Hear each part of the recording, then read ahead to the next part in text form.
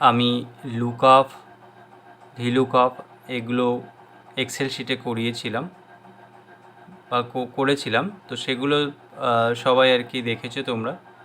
তো এবার দেখো আমি এইচ লুকআপটা করব। এইচ লুকআপটা কীভাবে করব দেখো।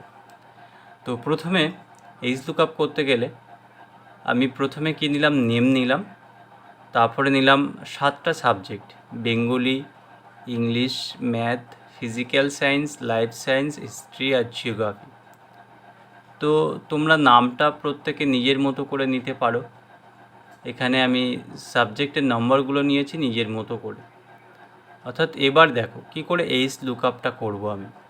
দেখো আমি এখানে নেম নিয়েছি, তারপরে আমি নামগুলো নিয়ে নিলাম, ঠিক তার পাশে নেমের পাশে আমি এটাকে ডেটা ভ্যালিডেশন করব। তো দেখো ডেটা ভ্যালিডেশন কি করে করবে।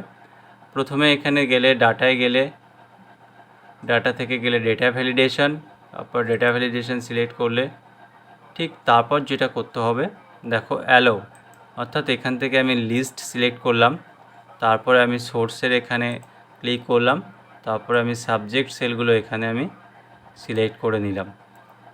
ঠিক এরপরে আমি যেটা করব সেটা হচ্ছে ওকে। তো এখানে আমি প্রত্যেকটা সাবজেক্ট এসে গেছে। তো এবার দেখো আমি এইচ লুকআপের ফর্মুলাটা এখানে বসিয়ে দিলাম। এইচ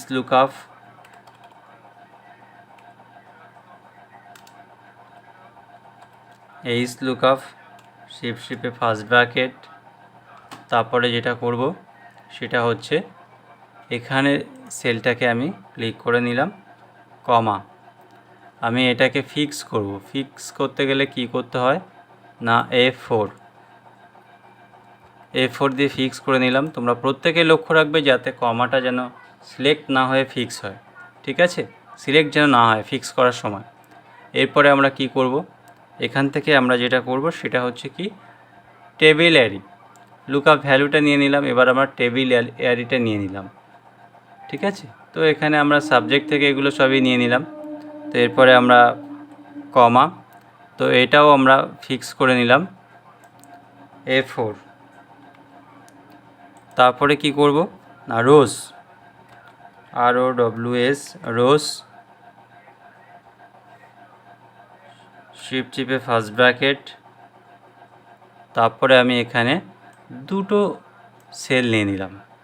এখান থেকে প্রত্যেকে মাথায় রাখবে এই যে দুটো সেল নিলাম, এই দুটো সেল নেওয়ার পরে দেখো তোমরা প্রত্যেকে এটা খুব ভালো করে দেখবে যে প্রথম দুটো সেল নেওয়ার পরে আমাদের প্রথম সেলটা কিন্তু ফিক্স করতে হবে, ঠিক আছে। তো প্রথম সেলটা শুধুমাত্র আমরা ফিক্স করব, দ্বিতীয়টা কিন্তু করব না। ব্র্যাকেট ক্লোজ, কমা, 0, ঠিক আছে, ব্র্যাকেট ক্লোজ, এন্টার। দেখো এখানে এরকম এসে, তো এখানে দেখো আমি সাবজেক্টটা সিলেক্ট করলে অটোমেটিক্যালি চলে আসবে। দেখো বাংলায় রাহুল কত পেয়েছে, 52 পেয়েছে, ঠিক আছে, 52 পেয়েছে রাহুল। দেখো প্রত্যেকেরটা এখানে চলে আসবে। আয়ুষ পেয়েছে 47, সৈকত পেয়েছে 68, প্রত্যেকেরটা চলে এসছে। এবার দেখো এখানে আমি হিস্ট্রিটা নিলাম, হিস্ট্রিতে রাহুল পেয়েছে 78, আয়ুষ পেয়েছে 56, সৈকত পেয়েছে 25, প্রত্যেকেরটা চলে আসবে, ঠিক আছে। দেখো এইভাবে তোমরা করবে, খুবই সহজ এটা, হ্যাঁ, ঠিক আছে। তাহলে পরের ভিডিওতে এক্সেলে আবার একটা নতুন টপিক নিয়ে আমি আসছি। ওকে।